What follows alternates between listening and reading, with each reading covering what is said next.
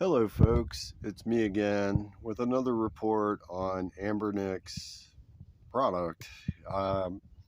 Because of what happened in my previous video, me, like an idiot, decided to give Anbernic another chance even though they weren't willing to help me whatsoever. Because the price was right, I bought the RG406H, which is the horizontal. Other than the joystick issue, I really like the 406V, and I liked it so much I was willing to give them a second chance with the H. And overall, I've liked this system quite a bit. Honestly, I like the horizontal form factor significantly more. It's easier to hold in your hands. It's kind of like it reminds me a lot of like a PS Vita or a PSP, and your hands aren't so cramped up. And I thought, well, if this thing can do what the horizontal can do, I'm willing to give it another try. I got a couple extra bucks and I thought, well, I'll give it a shot.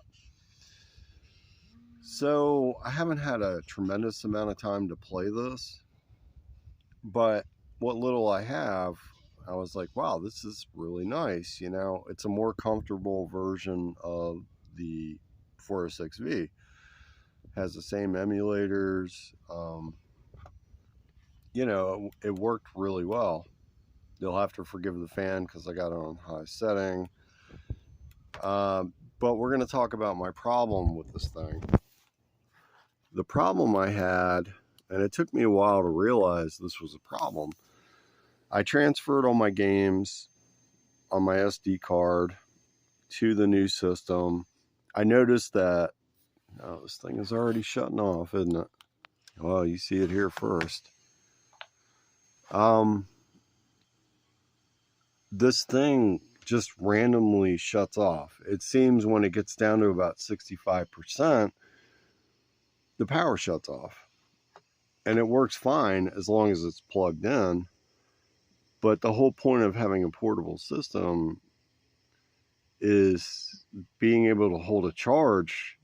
Like I'm literally missing out on 50% of my possible game playing because this thing just randomly decides to shut off. So I did a little research about this handheld, and this seems to be a common problem, not just with this system, but the battery is not calibrated to the system. In other words, there is some kind of miscommunication between Android and the battery and the charge the battery's holding. So Android thinks that the battery at 65% is dead. And so the system shuts off because it thinks it has no power, even though it may or may not. I can't tell. You can charge this thing all day, every day, and it'll still shut off at about 65%. And everybody's like, well, you must be pretty stupid to trust Anbernic. Well, the thing is, I like the system. I believed in it because when it works, it's great. And it's relatively cheap compared to some of the other handhelds, And when it works, it's amazing. But what good is a portable system if it shuts off at 65%? I mean, it's ridiculous. So you go through like maybe an hour of gameplay and the thing decides it wants to shut off and you have to plug it in. So that totally defeats the portability of it.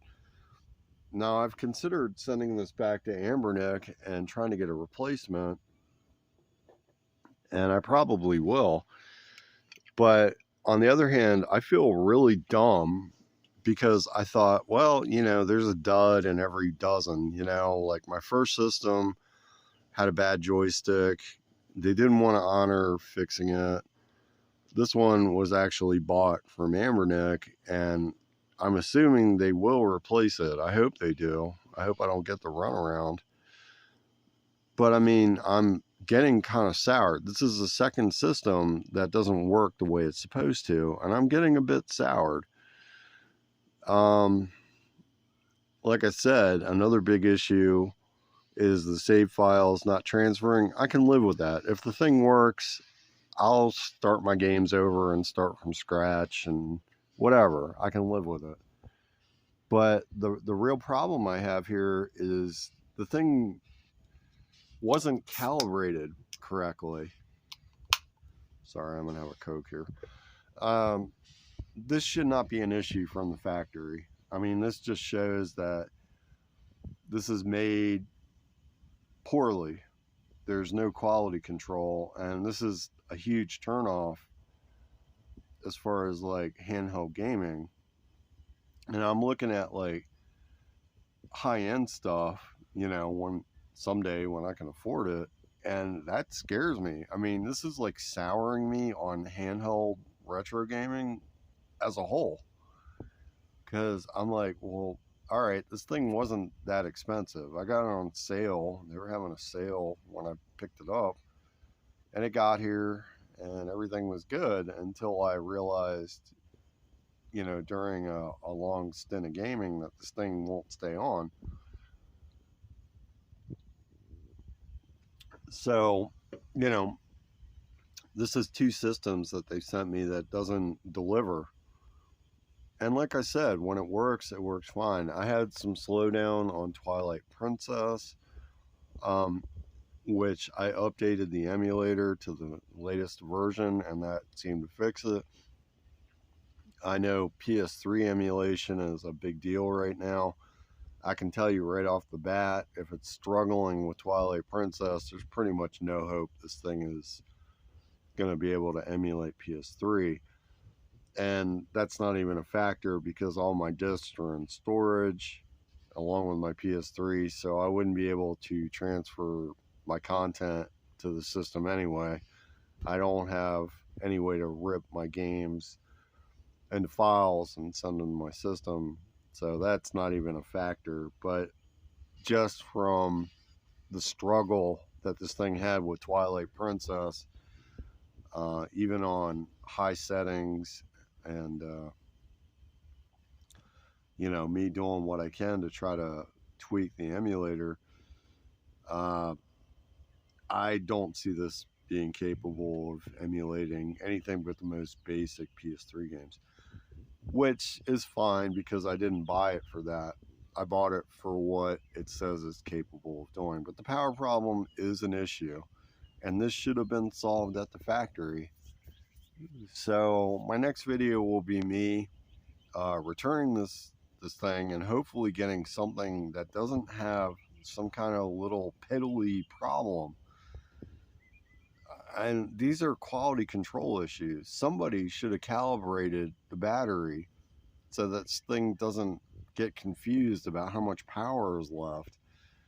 It's really annoying to be at 65%, which is over half of your battery power, and the thing just decides to take a nosedive.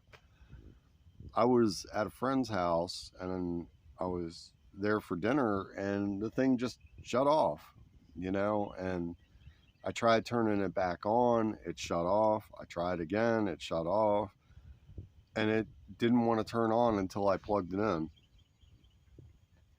And that was it. You know, that's when I realized we had an issue with the battery. I hopped on Reddit, and they said this is a pretty common problem with Anbernic problems. So I think this is probably the last Anbernic problem I'm ever, you know, device that I'm ever going to purchase.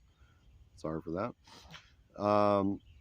I've been looking at the Retroid. If I'm even in the mood to deal with retro gaming, especially anything coming out of China, I mean, if you use Temu, you know you're not getting high quality stuff. And this is something I've seen from everything from China over and over. You don't hear about this kind of stuff with Steam Deck. You know, I don't know where they make Steam Deck, but it's clearly not China. I'm not that interested, so I'm not going to research it. But anyway, this is my video. I don't know. I'm not totally like digging on Anbernic. because I did buy a really, really cheap retro handheld that I gave to my son. I mean, it's really low powered. It was super cheap. I think it was like 30 bucks, and I gave it to him, and that thing is chugging along no problem, but it's very low tech. So I can't say that their products blow, but on the higher end of their products, I'm having nothing but problems. So, buyer beware.